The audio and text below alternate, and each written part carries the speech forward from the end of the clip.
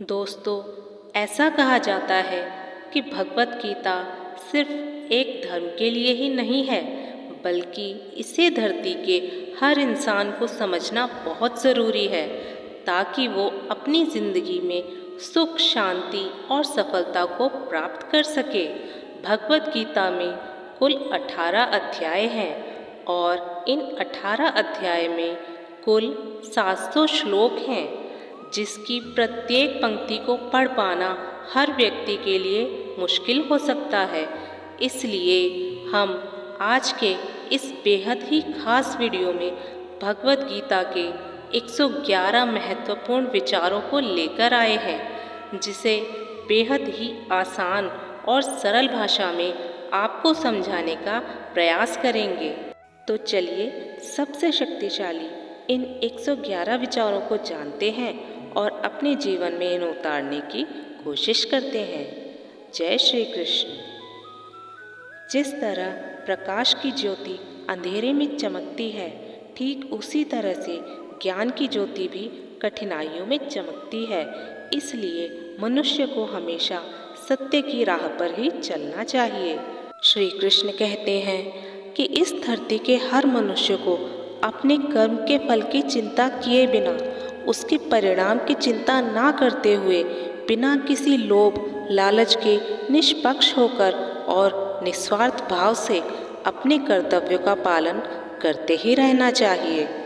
जिस तरह से हम पुराने वस्त्रों को त्याग कर नए वस्त्र को पहनना शुरू कर देते हैं और पुराने वस्त्रों के बारे में सोचते तक नहीं हैं, ठीक उसी प्रकार से हमारी आत्मा के लिए हमारा शरीर भी कभी एक पुराने वस्त्र की तरह ही हो जाएगा और हमारे शरीर को त्याग कर वो आत्मा किसी और नए शरीर में चली जाएगी, जैसे वो किसी नए वस्त्र को धारण कर रही हो। जिस मनुष्य के अंदर ईश्वर के प्रति श्रद्धा नहीं होती और साथ ही साथ ज्ञान की भी कमी होती है, उस मनुष्य को जीवन में कभी भी आनंद और सफलता की प्राप्ति नहीं हो सकती। जब कोई समझदार व्यक्ति किसी संबंध को निभाना छोड़ देता है, तो समझ लेना कि उसके आत्मसम्मान को कहीं न कहीं या कभी न कभी ठेस अवश्य पहुंची है। हमें छोड़कर कोई अन्य क्या कर रहा है, कैसे कर रहा है और क्यों कर रहा है, इन सभी बातों से हम अपने आप को जितना दूर रखेंगे उतना ही हम खुश रहेंगे और इतना ही नहीं, हमारे मन को शांति भी मिलेगी। जो दिल से अच्छे हैं, जिनमें दया की भावना है, जो दूसरों की तकलीफ़ों को समझते हैं और ईश्वर में पूरी आस्था रखते हैं, उन्हें दोबारा जन्म नहीं लेना पड़ता और अंत में मोक्ष की प्राप्ति करके उनकी आत्मा परमात्मा में लीन हो जाती है। मोह केवल उसी का करें जिस पर आपका अधिकार है, और जिस पर आपका अधिकार है ही नहीं, उसका कभी भी मोह नहीं करना चाहिए। प्रबुद्ध व्यक्ति अर्थात जो जानकार हैं या जागृत हैं, उनके लिए कचरे का ढेर, पत्थर का ढेर और सोने का ढेर सभी एक जैसे ही होते हैं। आपके कर्म ही आपकी पहचान है, वरना तो एक ही नाम के इस दुनिया में हजारों इंसान हैं।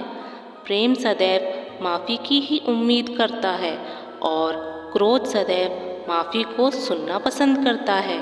विषय के बारे में सुनने से मनुष्य को आसक्ति होती है, इससे उनमें कामना की इच्छा पैदा होती है और कामनाओं में अड़चनों के होने से क्रोध की उत्पत्ति होती है। जो व्यक्ति हमेशा संदेह करते हैं, उनके लिए प्रसन्नता ना तो इस लोक में है और ना ही किसी और जगह। कर्म वो फसल है जिसे प्रत्येक मनुष्य को किसी भी हाल में काटना ही पड़ता है। इसलिए हमें हमेशा अच्छे कर्मों के बीज ही बोने चाहिए, ताकि अच्छे कर्मों की अच्छी फसल को काट सकें। यानी कि अगर हमारा कर्म अच्छा होगा, तभी तो उसका परिणाम भी अच्छा होगा। जो भी होने वाला है वो हर हाल में होकर ही रहेगा, और जो नहीं होने वाला है वो कभी नहीं होगा। जो मनुष्य इस ज्ञान को जान लेता है वो कभी भी दुखी या परेशान नहीं होता। अच्छे कर्म करने के बाद भी लोग आपकी बुराइयों को ही याद रखेंगे। इसलिए समझदारी इसी में है कि लोग क्या कहते हैं हमारे बारे में, उस पर कभी भी ध्यान नहीं देना चाहिए और पूरी निष्ठा से अपने कर्म को करते रहना चाहिए। जितना हो सके उतना खामोश रहना ही बेहतर है। और यह बात आपके लिए जानना बहुत आवश्यक है कि आपकी ज़ुबान ही आपसे सबसे ज़्यादा गुनाह करवाती है। भगवत गीता में श्री कृष्ण जी अर्जुन से कहते हैं कि हे अर्जुन, मेरा परम भक्त जो हमेशा मुझे याद करता है और एक चित्त मन से मेरी पूजा करता है, उस भक्त के कल्याण की पूरी जिम्मेदारी मेरी ही है। जो भी मनुष्य मेरी भक्ति में श्रद्धा नहीं रखते वो मुझे प्राप्त नहीं कर पाते। इसलिए वो जन्म और मृत्यु के भौतिक मार्ग में फंसे ही रह जाते हैं। जो व्यक्ति आपके शब्दों को महत्व नहीं देते उनके लिए आपका मौन बने रहना ही सबसे बड़ा उत्तर है। या तो वक्त के साथ बदल जाओ या वक्त को ही बदल दो। और हाँ, अपनी मजबूरियों को कोसना बंद करो और हर हाल में चलना सीखो। किसी कार्य की चिंता करना तो ठीक है, लेकिन वो चिंता इतनी भी नहीं होनी चाहिए कि वो उस कार्य को ही बिगाड़ कर रख दे। जब आप किसी कार्य को अच्छी नीयत से करते हैं तो वो कार्य कभी व्यर्थ नहीं जाता और उसका फल आपको निश्चित ही मिलता है। श्री कृष्ण कहते हैं, अगर आप ये सोचो कि आपका भाग्य मैं बनाता हूँ तो ये गलत है, क्योंकि मनुष्य अपने भाग्य का जिम्मेदार स्वयं ही होता है। तुम ऐसा कभी मत सोचो कि मनुष्य अच्छा या बुरा होता है, बल्कि ये सोचो कि उसके कर्म अच्छे या बुरे होते हैं, क्योंकि मनुष्य के जैसे कर्म होते हैं वैसे ही फल की प्राप्ति उन्हें होती है। अपने कर्मों के फल की इच्छा का अधिकार मनुष्य को नहीं है। तुम्हें कभी भी अपने आप को अपने कर्मों का फल नहीं मानना चाहिए और ना ही कर्म करना बंद करना चाहिए। सही कर्म वे नहीं जिनके परिणाम हमेशा सही हों, बल्कि सही कर्म तो वो होते हैं जिनका उद्देश्य कभी गलत नहीं होता। संसार में कोई भी व्यक्ति सर्वगुण संपन्न नहीं होता और इसीलिए एक दूसरे की कुछ कमियों को नज़रअंदाज करके रिश्तों को बनाए रखें। किसी व्यक्ति को पूर्ण समझ के उसकी जीवन शैली की नकल करके जीवन जीने से बेहतर है कि सबसे पहले तो अपने आप को पहचानो, भले ही आपको अपूर्ण रूप से जीना पड़े। जब आपको आपका भविष्य धुंधला सा लगता है तब वर्तमान में अपने ध्यान को केंद्रित करना ज़्यादा बेहतर होगा। कोशिश कर, हल निकलेगा, आज नहीं तो कल अवश्य निकलेगा। अर्जुन सा लक्ष्य रख, निशाना लगा, फिर तो मरुस्थल से भी जल निकलेगा। जब हमारा मन कमज़ोर होता है तो हमारी परिस्थितियाँ हमारी समस्या बन जाती हैं, और जब हमारा मन अस्थिर होता है तो वही परिस्थितियाँ हमारे लिए चुनौती बन जाती हैं। और वहीं अगर हमारा मन मजबूत होता है तो उस वक्त परिस्थितियाँ हमारे लिए अवसर बन जाती हैं। मनुष्य अपनी मानवता को उस समय खत्म कर देता है जब उसे दूसरों के दुखों पर हंसी आने लगती है। श्री कृष्ण अर्जुन से कहते हैं, हे अर्जुन, शरीर में रहने वाले का वध कभी नहीं किया जा सकता, इसलिए तुम्हें किसी भी जीव के लिए शोक करने की आवश्यकता नहीं है। समय यही सिखाता है कि समय कभी किसी का इंतज़ार नहीं करता और ना ही किसी के लिए रुक सकता है। इसलिए समय उसी के साथ खेलता है जो खिलाड़ी बेहतरीन होता है। सभी को एक ही जैसा दर्द महसूस होता है, मगर सबके हौसले अलग अलग होते हैं और उस दर्द की स्थिति में जो कोई भी संघर्ष कर लेता है वो निखर जाता है, और जो उस वक्त निराश होकर हिम्मत हार जाता है वो बिखर जाता है। किसी मनुष्य द्वारा किए गए कर्मों के आधार पर भविष्य में मिलने वाली विजय या हार, लाभ या हानि, खुशी या दुख से कभी परेशान होकर चिंता से ग्रसित नहीं होना चाहिए। यदि आप गलतियों से सीख नहीं सकते तो गलतियां आपके लिए सागर जैसी प्रतीत होती हैं, और यदि आप गलतियों से सीखते हैं तो वही गलतियां आपके लिए सफलता की सीढ़ी बन जाती हैं। निर्णय आपका है कि आपको सफलता की सीढ़ी चढ़ना है या असफलता के सागर में डूब जाना है। समस्याएं कभी इतनी ताकतवर नहीं होती जितना कि हम उन्हें मान लेते हैं।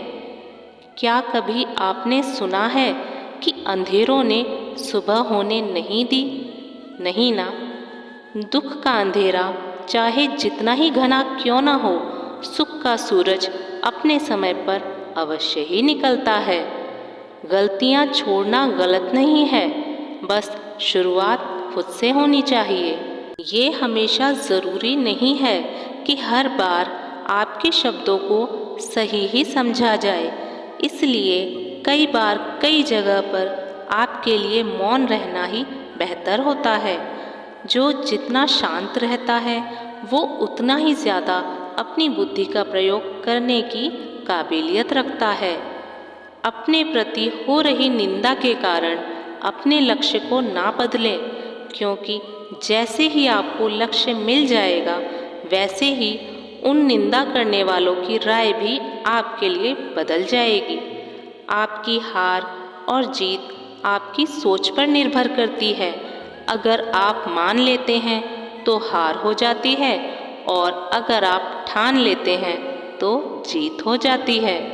सबसे समझदार और बुद्धिमान व्यक्ति वही है जो सफलता प्राप्त करने पर अहंकारी नहीं हो जाता और असफल हो जाने पर गम में डूब नहीं जाता। अगर आपकी कभी प्रशंसा हो रही हो तो उस वक्त आपको सावधान रहने की आवश्यकता है। किसी से अपनी तुलना नहीं करनी चाहिए। आप जैसे हैं सर्वश्रेष्ठ हैं। मनुष्य अपने विश्वास से बनता है। जैसा वो विश्वास करता है वैसा ही वो निर्मित हो जाता है। जिस व्यक्ति ने अपने मन पर विजय प्राप्त कर ली, उसके लिए उसका मन उसका सर्वश्रेष्ठ मित्र बन जाता है, और जो ऐसा नहीं कर पाता उसका मन उसका सबसे बड़ा शत्रु बन जाता है। आपके मन में नकारात्मक विचार तो आएंगे ही, ये तो तय है, लेकिन ये आप पर निर्भर करता है कि आप उन्हें कितना महत्व देते हैं।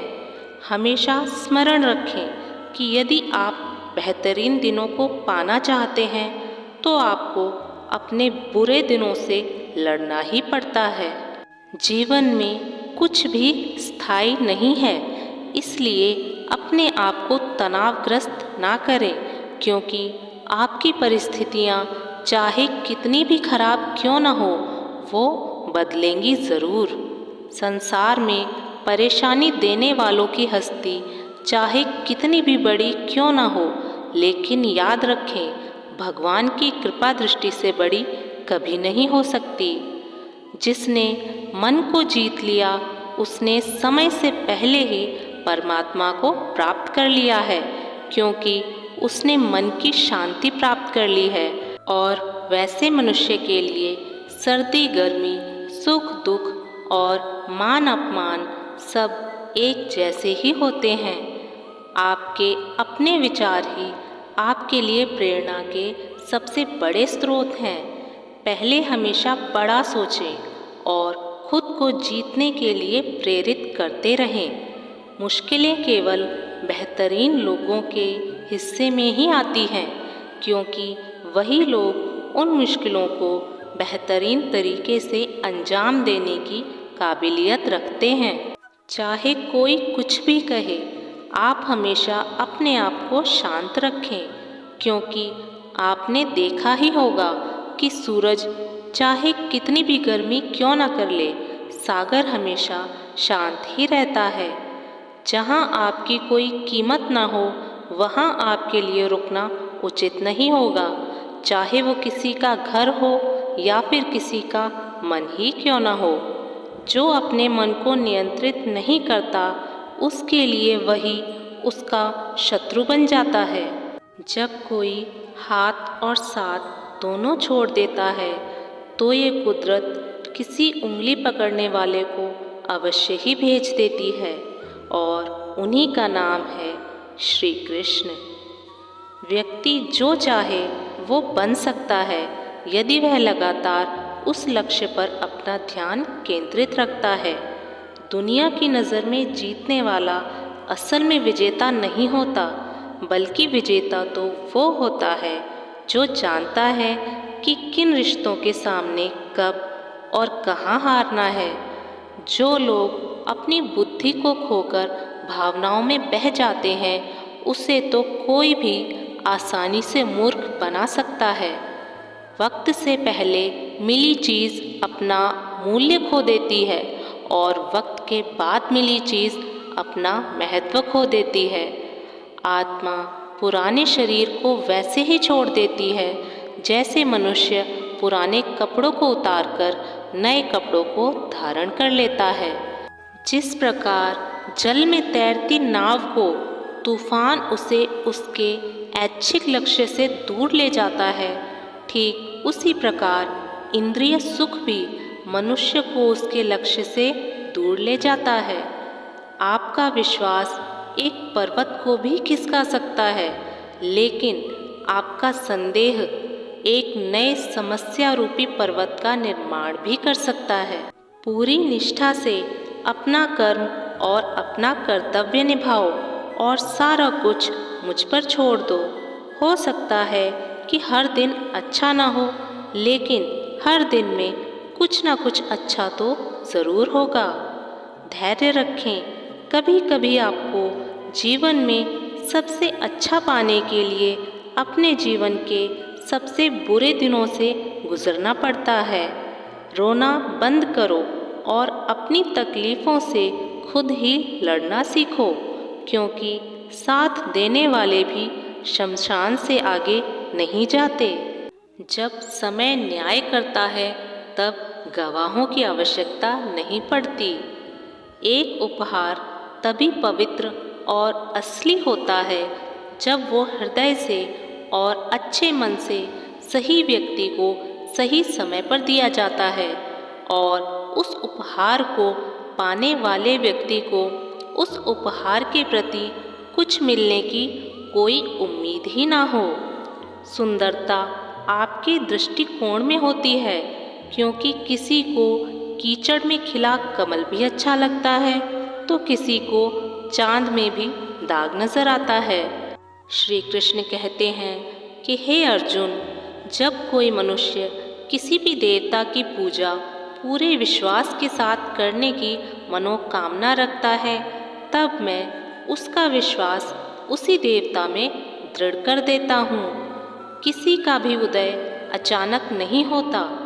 तुम स्वयं ही देख लो, सूरज का उदय भी धीरे धीरे ही होता है और उसका प्रकाश पूरी दुनिया में फैलता जाता है।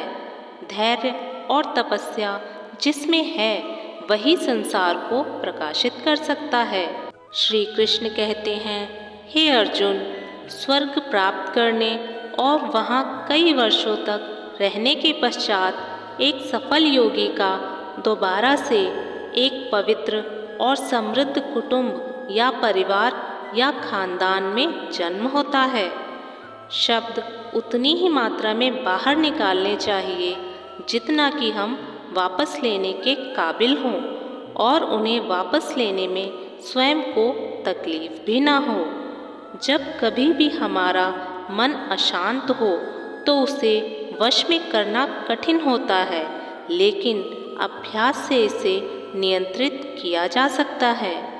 अहंकार और संस्कार में अहंकार दूसरों को झुकाकर खुश होता है और संस्कार स्वयं को झुकाकर खुश होता है। आशा किसी से भी ना रखो, क्योंकि सेवा का सही मूल्य सिर्फ ईश्वर ही दे सकते हैं। जब लड़ाई सत्य और असत्य की होगी तो सत्य हमेशा अकेला खड़ा होगा और असत्य की फौज बहुत लंबी होगी, क्योंकि उस असत्य के पीछे मूर्खों का भी बहुत बड़ा झुंड होगा। अकेले रहना यह भी सिखाता है कि वास्तव में तुम्हारे पास स्वयं के अलावा और कुछ भी नहीं है। जब अपने ही परिवार के सदस्य अप्रिय लगने लगे और पराये अपने लगने लगे तो समझ लीजिए कि विनाश का समय शुरू हो चुका है। क्रोध आने पर चिल्लाने के लिए ताकत नहीं चाहिए, लेकिन क्रोध आने पर शांत रहने के लिए बहुत ज़्यादा ताकत की आवश्यकता होती है। जो आपका है वो आपको मिलकर ही रहेगा, चाहे उसे छीनने के लिए पूरी दुनिया ही एक क्यों ना हो जाए। दो प्रकार के व्यक्ति स्वर्ग से भी ऊपर होते हैं। पहला, जो शक्तिशाली होकर भी क्षमा कर देते हैं, और दूसरा, जो दरिद्रता में भी दान पुण्य का काम कर लेते हैं। प्रेम शरीर या सुंदरता को देखकर नहीं होता, बल्कि प्रेम तो हृदय से होता है। जहाँ दो हृदय का मिलन होता है वहीं प्रेम का जन्म होता है। किसी व्यक्ति को अच्छे से जाने बिना ही किसी दूसरे के द्वारा उसके बारे में कही गई बातों को सुनकर ही उसके बारे में कोई धारणा बना लेना मूर्खता होती है। अगर अच्छी और साफ नियत से मांगा जाए तो ईश्वर उससे भी ज़्यादा बढ़कर देते हैं जितना तुमने मांगा है। जो हुआ वो अच्छा हुआ, जो हो रहा है वो अच्छा हो रहा है, और जो होगा वह भी अच्छा ही होगा। मेरा तेरा छोटा बड़ा अपना पराया मन से निकाल दो, फिर सब तुम्हारा है और तुम सबके हो। जब विनाश होना शुरू होता है तो उसका आरंभ अपनी वाणी पर संयम खोने से ही होता है। जीवन में यदि अत्यधिक खुश रहना है तो अपना ध्यान उस चीज़ पर दें जो आपके पास है, उस पर नहीं जो आपके पास नहीं है। जिस दिन हमें यह विश्वास हो जाएगा कि हमारे सारे कार्य ईश्वर की मर्जी से होते हैं, उस दिन हमारी सारी परेशानियां दूर हो जाएंगी। संकट में सहनशीलता, वैभव में दया और विपत्ति में धैर्य ही संसार में श्रेष्ठ व्यक्ति का गुण होता है। जो भी व्यक्ति स्पष्ट और सीधी बात करता है उसकी वाणी भले ही कठोर हो, लेकिन वो व्यक्ति कभी भी किसी के साथ छल नहीं करता। जो भी अच्छा लगे उसे ग्रहण करो और जो बुरा लगे उसका त्याग कर दो, फिर चाहे वो विचार हो, कर्म हो या फिर कोई मनुष्य ही क्यों न हो। नाव का छेद छोटा हो या बड़ा, नाव को डुबा ही देता है। ठीक वैसे ही खुद में मौजूद बुराई छोटी हो या बड़ी हो, वही स्वयं के विनाश का कारण बनती है। जो दान बिना सत्कार के किसी ऐसे व्यक्ति को दिया जाता है जो दान को पाने के योग्य ही नहीं है, तो उस दान को तमस दान कहा जाता है। परिवार और समाज दोनों ही बर्बाद होने लगते हैं जब समझदार मौन हो जाते हैं और नासमझ बोलने लगते हैं। जीवन में सब कुछ खत्म हो गया, ऐसा कुछ भी नहीं है, क्योंकि हमेशा एक नई शुरुआत हमारा इंतज़ार कर रही होती है। आप वापस जाकर शुरुआत को नहीं बदल सकते, लेकिन आप जहां आज वर्तमान में हैं वहीं से एक नई शुरुआत कर सकते हैं और अंत को सुखद बना सकते हैं। आपको जो कुछ भी भविष्य में मिलता है वो आज वर्तमान में आपके द्वारा किए गए कर्मों का ही परिणाम होता है और जो भी अभी आपके पास है वो भी आपके पिछले कर्मों का ही फल है। दोस्तों, आज की इस वीडियो से अगर आपने कुछ भी सीखा है तो इस वीडियो को अधिक से अधिक शेयर कीजिए जिससे अन्य लोग भी इसका लाभ उठा सकें। इसी तरह की और ज्ञानवर्धक वीडियो को सुनने के लिए चैनल को सब्सक्राइब ज़रूर करें। जल्द ही मिलते हैं अगली किसी ज्ञानवर्धक वीडियो में। तब तक के लिए आप अपना ख्याल रखिएगा। जय श्री कृष्ण।